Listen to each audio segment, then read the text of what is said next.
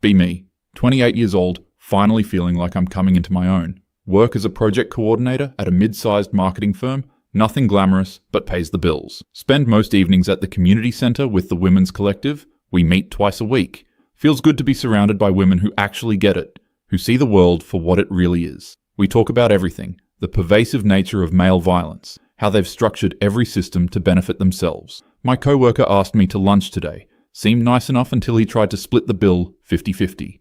Literally ordered a salad while he got steak and 2 beers. Told him exactly what I thought about men who can't even perform the basic courtesy of paying for a woman's meal. The look on his face was priceless. Just stammered something about equality. Yeah, equality, that's rich coming from someone who makes 30% more than me for the same work. Went home and called my friend Rachel. She understood completely. We spent an hour dissecting how men want all the benefits of the old system while pretending to support equality. 29 now. Went on a date with James from the gym. He seemed promising at first, fit, had his own business, seemed confident. Dinner was going well until he started talking about his 5-year plan. Just assumed I'd be interested in hearing about his financial goals, his investment portfolio. Asked him what he thought about the fact that men hoard resources while women still make 77 cents to their dollar.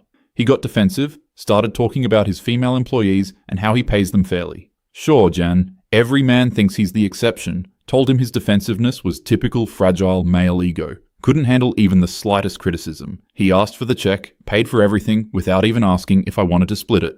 Classic power move, using money to assert dominance. Texted him later that night to explain why his behavior was problematic. He never responded. Probably off finding some woman who'll fawn over his mediocre accomplishments. Started seeing Jordan a few months later. Met him at a friend's birthday party. He seemed different. Said he considered himself a feminist ally. Had read some of the same books I referenced. Finally, I thought, a man who actually does the work. First few dates were good. He listened when I talked, asked questions about my perspectives. Took him to one of our collective meetings as a guest, thought he'd appreciate being included. He contributed to the discussion, talked about toxic masculinity and how he was trying to unlearn harmful patterns. Felt weird though, watching him in that space. Something about the way he spoke, performing his feminism for approval. Later told him it felt inauthentic, like he was just trying to get validation from women. He looked hurt, said he was genuinely trying to understand and grow. That wounded look annoyed me more than anything. Told him I needed someone secure enough not to need constant reassurance. He said he wasn't asking for reassurance, just expressing that my accusation hurt. There it was, the fragility I'd been waiting for. Ended things that night. Men really can't handle being held accountable. 31, starting to notice my married friends talk differently around me.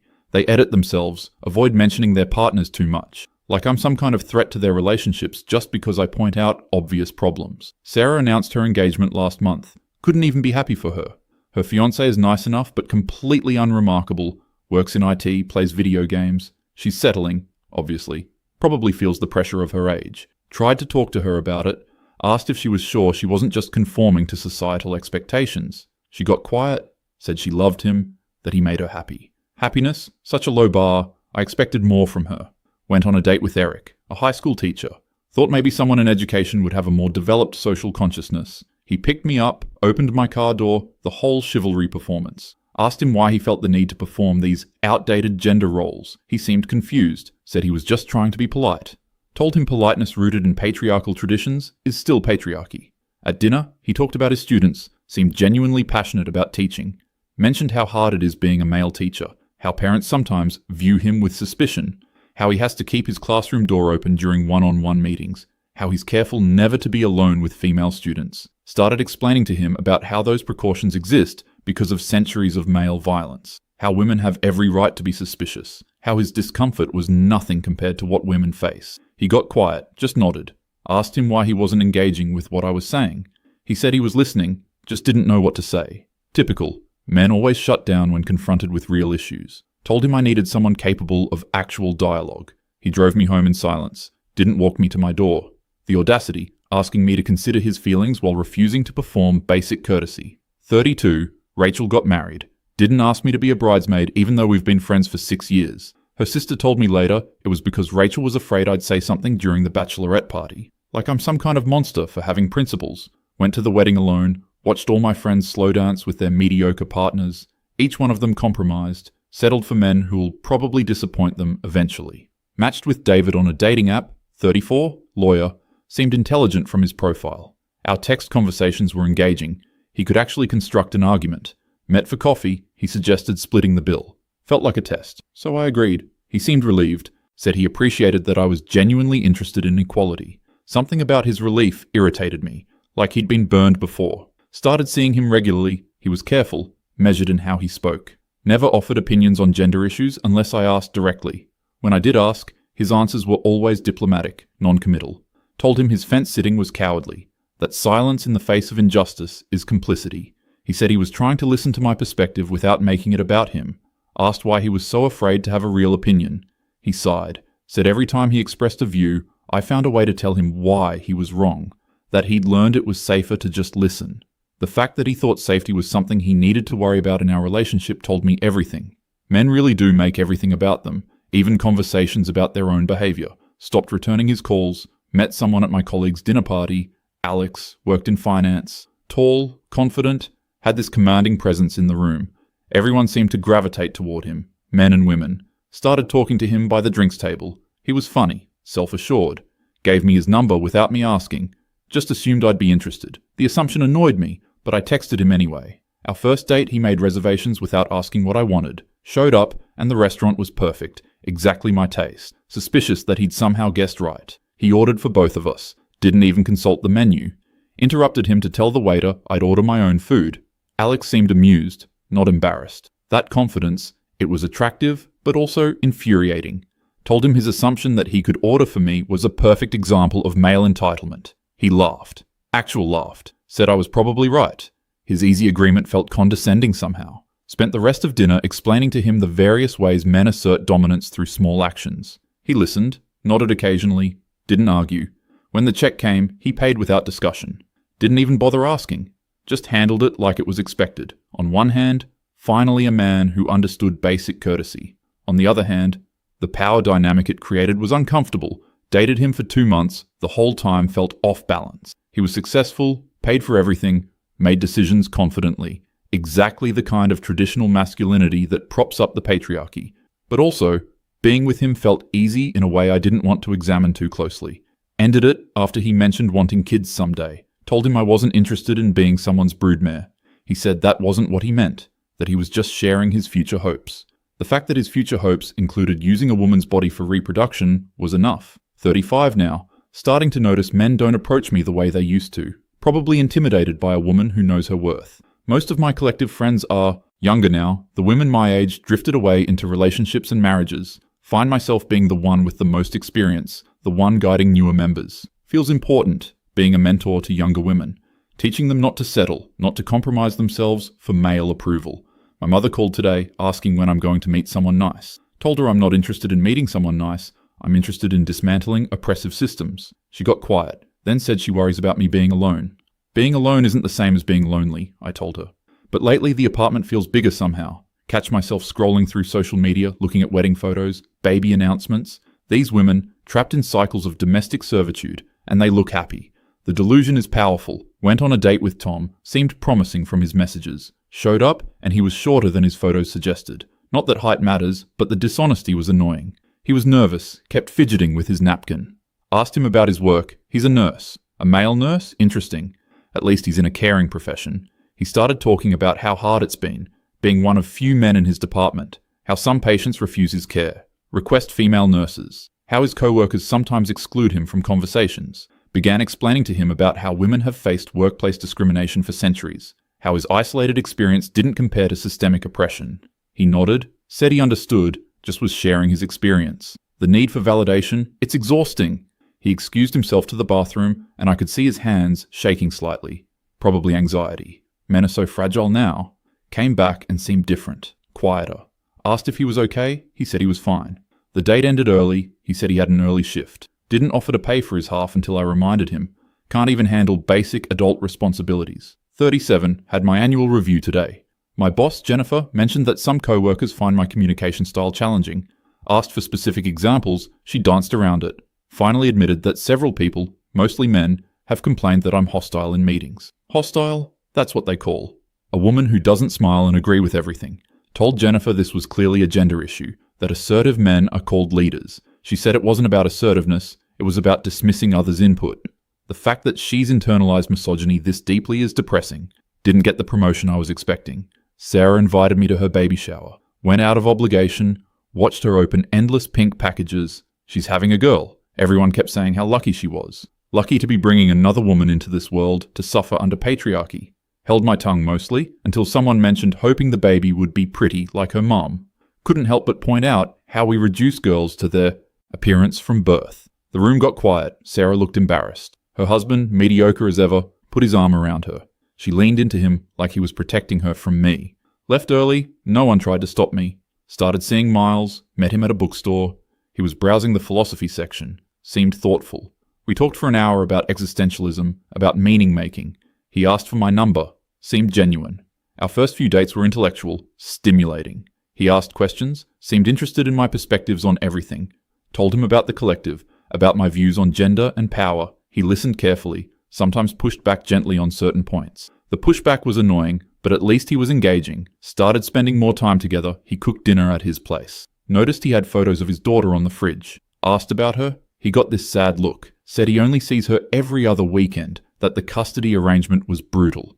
How his ex-wife had made allegations during the divorce that were later proven false. But the damage was done. He'd lost time with his daughter he'd never get back. Started to feel bad for him until I remembered the statistics. Told him that women don't just make up allegations, that there's usually truth to them. The look on his face, like I'd slapped him. He said quietly that he had court documents proving his innocence, that he'd been suicidal during that period, that he'd almost lost everything. The mention of suicide felt manipulative, like he was trying to make me feel guilty. Told him I wasn't comfortable dating someone with such a complicated situation. He didn't argue, just asked me to leave. Saw him one more time, months later, at a coffee shop.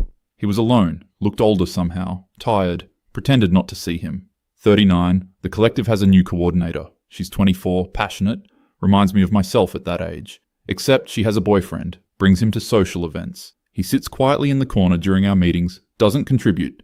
Asked her once why she brings him, she said he's interested in learning. He doesn't look interested, he looks uncomfortable. Probably should be uncomfortable, sitting in a room full of women discussing his complicity in oppression.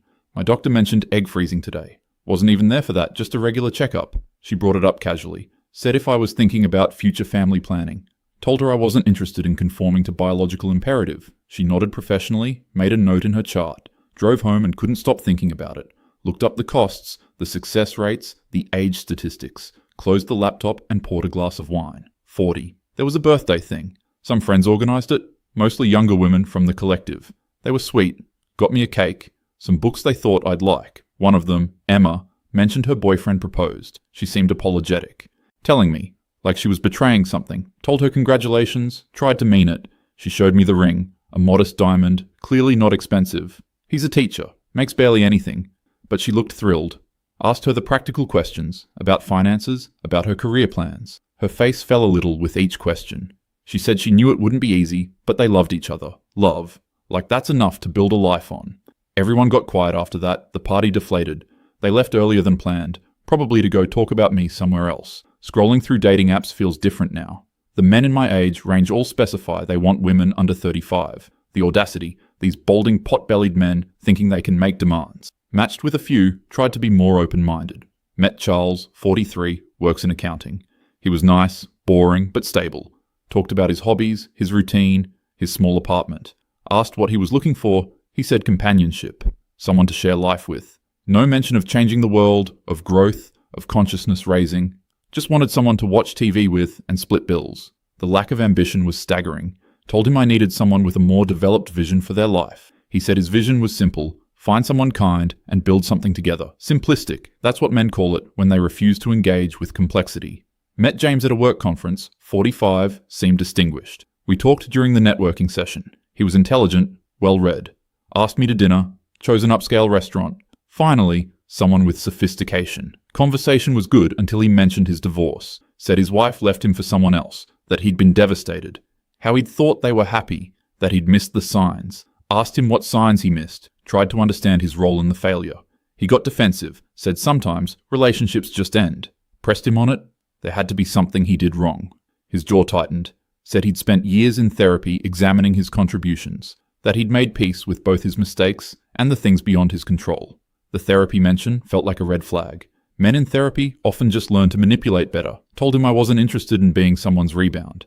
He said it had been 4 years since his divorce. 4 years and he's still processing it. Too much baggage. Rachel invited me to lunch. Just us. Hadn't seen her one-on-one in over a year.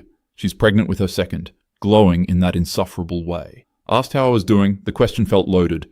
Told her I was great. Work was fine. Life was full. She nodded slowly, then asked if I was happy. Happiness is a construct designed to keep women compliant, I told her. She put down her fork, looked at me directly, said she was worried about me, that I seemed angry all the time. Told her I had reasons to be angry, that we all should be. She said anger was exhausting, that she used to feel it too. Used to, like she'd evolved past caring about injustice. Asked her if marriage and motherhood had lobotomized her critical thinking. She flinched, actually flinched, said that was cruel, that I'd been cruel for years and she'd excused it, that every conversation with me was an interrogation, a test she was set up to fail, that her husband was a good man who treated her as an equal partner. Good man, the most damning phrase women use to describe their settling. She paid for her meal and left. Haven't heard from her since. 42. My mother had a health scare. Spent a week helping her after her surgery, staying at my childhood home. My father took care of everything. Cooking, medications, helping her move around. Watched him change her bandages with such tenderness. Asked my mother once, while Dad was out getting groceries, if she ever felt diminished by needing help. She looked confused, said she'd done the same for him when he had his knee surgery. That partnership meant supporting each other. The simplicity of her worldview, it must be comforting to never question anything. Tried therapy myself, thought maybe I needed to process some things. The therapist, a woman in her 50s, listened to me describe my dating experiences. Asked what I was looking for in a partner. Listed my requirements. Someone successful, but not materialistic. Confident, but not arrogant. Someone who respected women, but didn't perform feminism. Who was masculine, but not toxically so. Someone emotionally available, but not needy. Who could lead, but not control. She asked how many people I thought could thread those needles. Told her that's exactly the problem. Men refuse to do the work of becoming better. She asked if I'd considered that some of these requirements contradicted each other. That confidence and leadership were often read as arrogance and control. That emotional availability required the vulnerability I seemed to punish. Felt attacked. Told her she clearly had internalized some things she needed to examine. Didn't go back. Emma's wedding was beautiful. Small ceremony, just close friends and family. Her teacher husband cried during the vows. The crying felt performative, but everyone else seemed moved. At the reception, watched them dance, watched her father give a toast. He talked about how his daughter had found a good man, wanted to stand up and object to the reduction of marriage to finding a man, but couldn't bring myself to ruin her day. She looked happy, genuinely happy. They left early, laughing, his hand on her lower back. Proprietary touch, ownership disguised as affection. Drove home alone, the apartment was dark. Sat in the car for 20 minutes before going inside. 43. Started noticing things I'd dismissed before. The homeless man outside my building who's been there for 2 years, everyone walks past him. Asked him once why he didn't go to a shelter. He said the men's shelter was full, always full, that there's a waiting list, that the women's shelter had resources, counseling, job training. The men's shelter had cots and meals if you were lucky. Told him about structural inequality, about who built the systems that failed him. He just nodded, said he was too tired to think about who to blame. Started bringing him coffee sometimes. He was always polite, always said thank you. Learned his name was Robert, that he'd been an electrician. Got divorced, fell behind on child support, lost his license, lost everything. Hasn't seen his kids in 5 years. Asked if he'd tried to fight the custody arrangement. He laughed, bitter. Asked with what money, what address, what standing. Said the system assumed he was dangerous until proven otherwise. And by the time you prove otherwise, your kids don't remember you. Matched with someone age-appropriate finally, 44, works in construction management. His profile was sparse, but he looked kind. Met for coffee, he was nervous, admitted he wasn't good at dating, said he'd been focused on work, on taking care of his aging parents. Asked about his parents, he said his dad had dementia. His mum couldn't handle it alone, so he'd moved back in to help. Been doing it for 3 years, sacrificing his own life for family, the trap of duty. But something about the way he talked about his father, the gentleness. We dated for a few weeks, he was consistent, showed up when he said he would. Wasn't intellectual, didn't engage with theory or politics, but he was steady, reliable. Until one night he broke down, just started crying over dinner. Said he was exhausted, that watching his father deteriorate was killing him, that he had no one to talk to about it, that his friends had stopped calling, that he felt guilty for being tired, for sometimes wishing it would just end. The vulnerability was overwhelming, uncomfortable. Didn't know what to do with a man crying in a restaurant. Told him he should probably talk to a professional about this. He looked at me like I'd suggested something absurd, said he was talking to me, that he thought we were close enough. The pressure of being someone's emotional support, it was too much. Told him I thought we wanted different things. He wiped his face, nodded, said he understood, paid for dinner and left. Texted me later, apologizing for making me uncomfortable. The apology annoyed me more than the crying. Blocked his number. Jennifer called me into her office. There's going to be restructuring. My position is being eliminated. They're offering me a different role. Reports to someone 5 years younger than me. A man.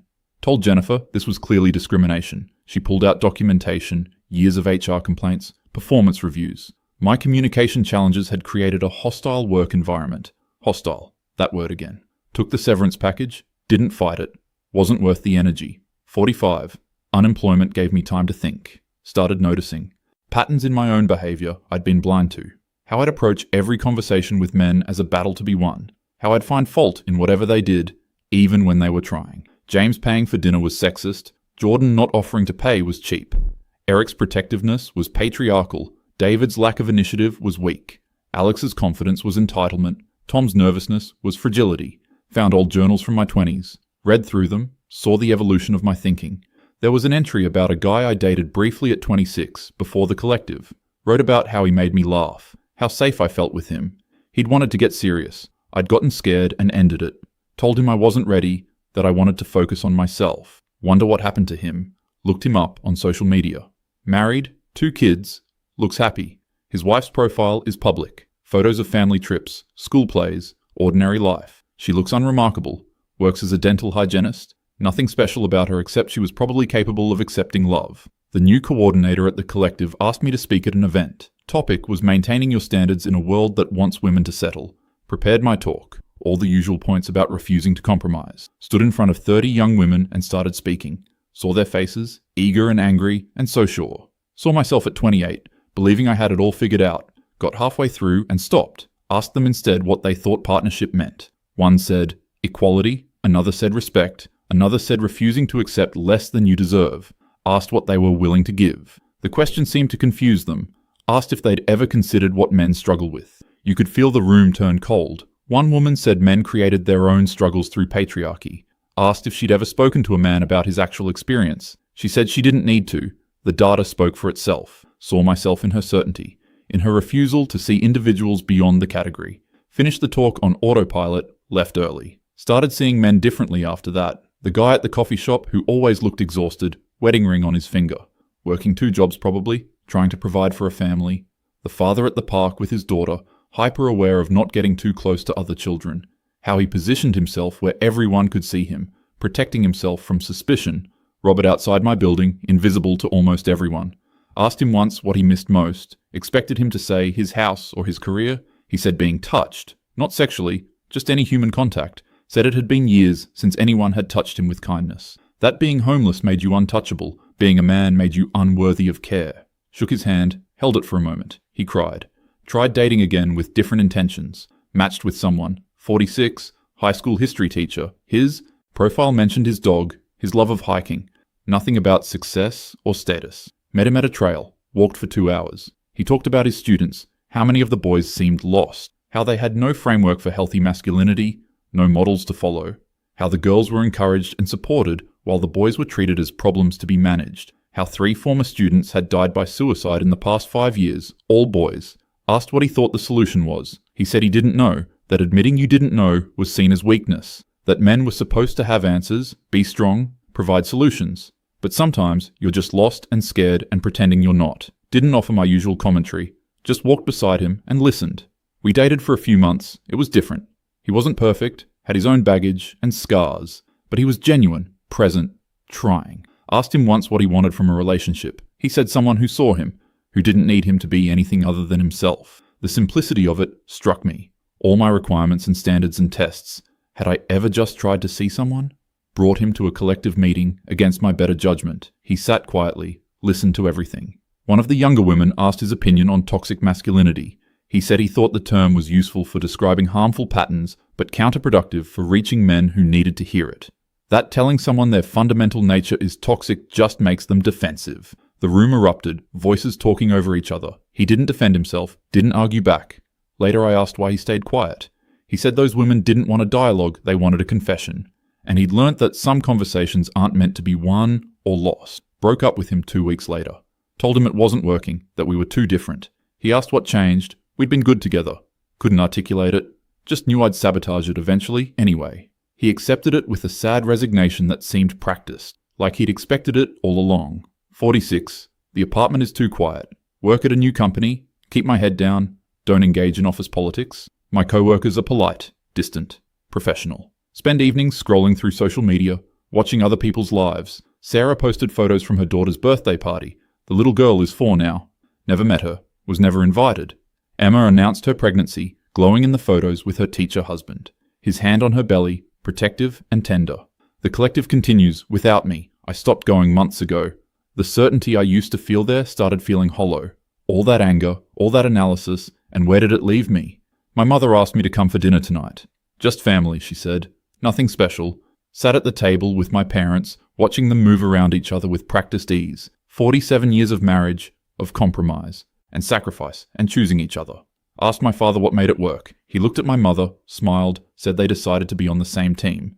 That marriage meant sometimes you're wrong, and you admit it. Sometimes your needs come second, and you accept it. Sometimes you're tired and hurt and frustrated, and you stay anyway. My mother added that it meant seeing each other's humanity even when it's hard. Asked if she ever felt like she settled. She looked surprised, said she chose adventure with an imperfect person over loneliness with her pride. That young people think settling means compromising your standards. But really, settling is refusing to compromise and ending up with nothing. Late at night, can't sleep, thinking about all the men I dismissed. The ones who tried to meet my standards and were rejected for trying. The ones who didn't try and were rejected for not caring enough. James, who paid for dinner and was punished for it. Jordan, who learned feminism and was punished for performing. Eric, who was vulnerable and was punished for fragility. David, who was careful and was punished for fence-sitting. Alex, who was confident and was punished for entitlement. Miles, who shared his pain and was punished for manipulation. The construction manager, who cried and was punished for burdening me. Started making a list of what I actually wanted. Not the political requirements, not the ideological tests, just what would make me happy. Someone kind, someone present, someone trying. The list was so simple, it hurt. All those years of complexity, of contradictions, of impossible standards. And what I wanted was just someone to sit with in the quiet. Realized with absolute clarity that my standards were never about finding a partner. They were about ensuring I never had to risk being hurt. About maintaining superiority instead of seeking equality. About winning arguments instead of building connection. Every requirement was designed to be impossible to meet. So I could remain alone and righteous rather than partnered and vulnerable. Thought about the men I knew from the collective's discussions. Always theoretical, always the enemy, always the oppressor. Never Robert outside my building, invisible and untouchable. Never the construction manager watching his father disappear into dementia. Never the teacher watching his students struggle with no one to guide them. Never Miles losing time with his daughter over proven false allegations. Never the nervous nurse trying to care for patients who rejected his help. Men were struggling, genuinely struggling, and I dismissed every single struggle as less important than the systemic analysis. Individual pain didn't matter when you could categorize it as privileged suffering. But pain is pain, loneliness is loneliness, invisibility is invisibility, and I'd contributed to all of it with my certainty, my contempt, my refusal to see. The fertility window closed years ago. I know this objectively. The possibility of children, of family, of building something with someone. I'd told myself I didn't want it, that it was conformity to expectation. But sitting in this empty apartment, I know the truth. I wanted it, and I was terrified of it. So I built an ideology that made wanting it impossible. The good men aren't interested anymore. They're married to women who saw their humanity, or they're dating younger women who haven't weaponized their pain yet. Or they're alone too, broken by years of being treated as defective. And the ones who might still be interested, I've trained myself to destroy, to find fault, to test, to push away before they can leave first. Rachel's right. I've been cruel. To her, to the men I dated, to myself most of all. I built a prison of contradictions and called it principles. I chose anger over vulnerability and called it strength. I ended up alone and called it freedom. But freedom from what? From partnership? From risk? From love? From life? From ever having to admit I was wrong. From ever having to choose someone else's needs over being right. From ever having to be seen fully and possibly rejected. The ideology gave me permission to reject everyone first. To see their attempts at connection as proof of their deficiency. To interpret every action through the least charitable lens. Alex ordering for me was dominance. not an attempt at romance. Eric's chivalry was patriarchy, not politeness. The construction manager's tears were manipulation, not genuine pain. Jordan's feminism was performance, not growth. David's caution was cowardice, not learned self-protection. What if I'd chosen to see them charitably? What if I'd extended the grace I demanded for myself? What if I'd accepted that imperfect people are the only kind that exist? Too late now. The realization comes too late. The men who tried are gone, married, moved on, or too wounded to try again. The collective continues without me, training new women in the same certainties. My friends have built lives I mocked and secretly envied. The career I sacrificed relationships for ended in severance and restructuring. Sitting here at 46 with wisdom that would have changed everything at 28. Understanding now that men were struggling under the same systems in different ways. That their pain wasn't less real because it was different from mine.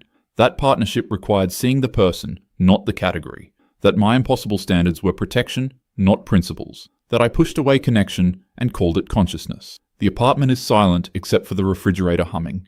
No one to call, no one waiting, no one wondering where I am. Chose ideological purity over human messiness. Chose being right over being loved. Chose certainty over curiosity. And I'm alone with my principles, my analysis, my perfect standards, and the devastating clarity that I did this to myself.